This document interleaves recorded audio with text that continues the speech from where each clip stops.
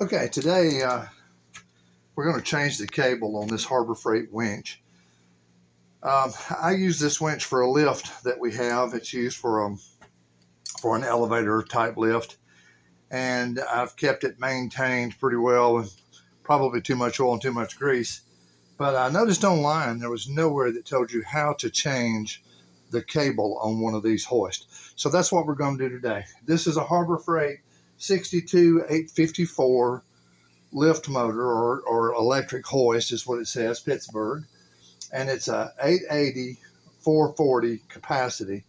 So to change the cable, my cable is shot, so I've already spooled the cable out, but you don't have to have the cable out to begin with. I just spooled it out of there so we can see what was going on with it. So the first thing you have to do is you have to disassemble the motor away from the chassis to make this work. So what you're going to do is you're going to come around and you're going to remove these. And I have already broken them loose, so I didn't have to put all the muscle on them. They'll be pretty tight when you go to take them off. On the bigger lift motors, this actually is an Allen screw on them. But on this particular one, it's nothing more than just a regular bolt. So we're going to come in, we're going to pull these bolts off. And now this bolt holds the motor to the chassis, and you'll find a couple of interesting things when we do this.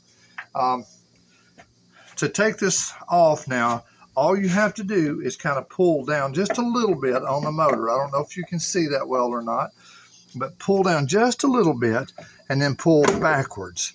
And what will happen is it will fall out, or should I say it will come out from the bearing that's on the inside.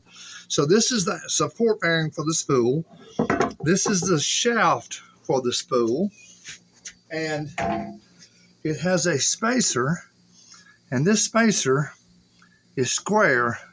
So when you get to this part, you pull straight out, and you'll notice that the actual motor itself has a square shaft with a spacer, and this would have been the other spacer on the spool, like that.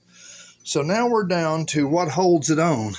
Well, what holds it on is that little tiny wedge right there in the cable.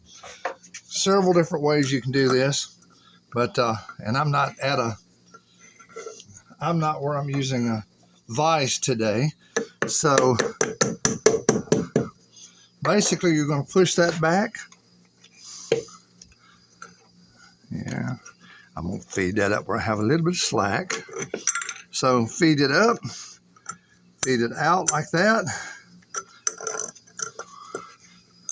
Pull the cable out and the wedge, and then you're going to pull this away like that. So now all you have is the spool. Wedge goes in here, side goes against the lift, and as you can tell, I had way too much oil and grease in here. I oil and grease my lift about once a week, and I clean it as often as I can, but I've never taken it all the way down. So what I didn't get to is in here. So to put the new lift cable on, you're basically going to come right back through that same hole right there. You're going to leave yourself a loop. You're going to come in through the hole, make a loop, and then drop the wedge in it and ease the wedge down. And that's it. That's all there is to it. I don't have my new cable yet, or I would show you the actual cable going on, but that's how it goes on. So it is simple as through here, knock the wedge out, ready to go. To put it back together, you're going to slide this back on, making sure that the spacer's there. You're going to stick this spacer on, and then you're going to slide the chassis back on it. So there you have it. This should work for almost any Harbor Freight lift. Hoist like this. It should work for the small ones, the 660s, the 880s, the 1320s. It should work for all of them.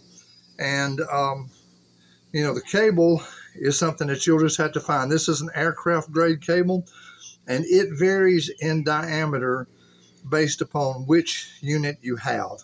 So good luck.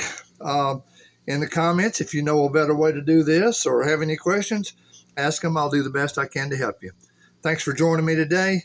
Hit like and subscribe, and I appreciate it. I'll have more videos. Thanks.